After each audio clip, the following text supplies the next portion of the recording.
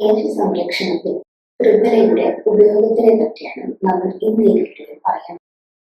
നെല്ലിക്ക, താന്നിക്ക, കടുക്ക ഈ 3 ഔഷധ സസ്യങ്ങളിൽ ഒരുമിച്ച് പറയുന്ന പേരാണ് ത്രിഫല. ഈ സസ്യങ്ങളുടെ ഉണങ്ങിയിട്ടുള്ള ഫ്രൂട്ട് അതായത് ഫലം കുരുവടങ്ങിയാണ് ഉപയോഗിക്കുന്നത്.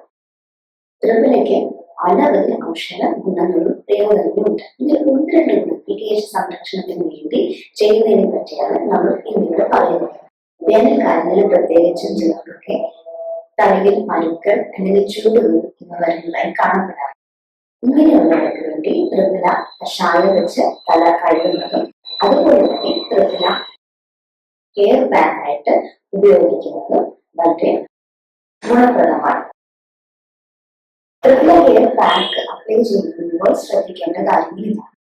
2 ടേബിൾ സ്പൂൺ ത്രിഫല ചൂർണത്തോടൊപ്പം വെള്ളവും ചേർത്ത് ലേപപൂർവമാക്കിയിട്ട് നമ്മൾ നല്ലോണം സ്കാൽപ്പിൽ അപ്ലൈ ചെയ്തതിനു ശേഷം 10 മിനിറ്റ് ശേഷം കഴുകി കളയുകയാണ് വേണ്ടത്. ത്രിഫല കഷായം വെക്കുമ്പോഴാണെങ്കിൽ 1 ടേബിൾ സ്പൂൺ ത്രിഫല ചൂർണത്തോടൊപ്പം 200 ml വെള്ളവും ചേർത്ത് നന്നായി തിളപ്പിച്ചെടുത്തതിനു ശേഷം അരിച്ചെടുത്ത് നന്നായി കഷായം മാറിയതിനു ശേഷം മാത്രം തല കഴുകാൻ ഉപയോഗിക്കാവുന്നതാണ്. ആയുർവേദ ശാസ്ത്രപ്രകാരം ചൂടുവെള്ളം തലയിൽ ഒഴിക്കുന്നത് തലമുടി ഇഴകളിലും അതുപോലെ തന്നെ കാഴ്ചയും സാരമായി ബാധിക്കുന്നുണ്ട് ശാസ്ത്രത്തിൽ പറയപ്പെടുന്നു. കേശ സംരക്ഷണത്തിന് ഇങ്ങനെ ത്രിഫല ഉപയോഗിക്കുകയാണെങ്കിൽ ശ്രദ്ധിക്കേണ്ട ഒരു കാര്യം കൂടിയുണ്ട്. ത്രിഫല ചൂർണമെന്നും മൃഗത്രിഫല ചൂർണമെന്നും 2 ഔഷധയോഗങ്ങളുണ്ട്.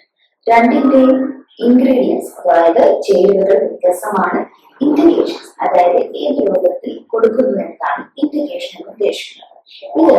ഈ രണ്ട് ഔഷധങ്ങളുടെയും വ്യത്യസ്തമാണ്.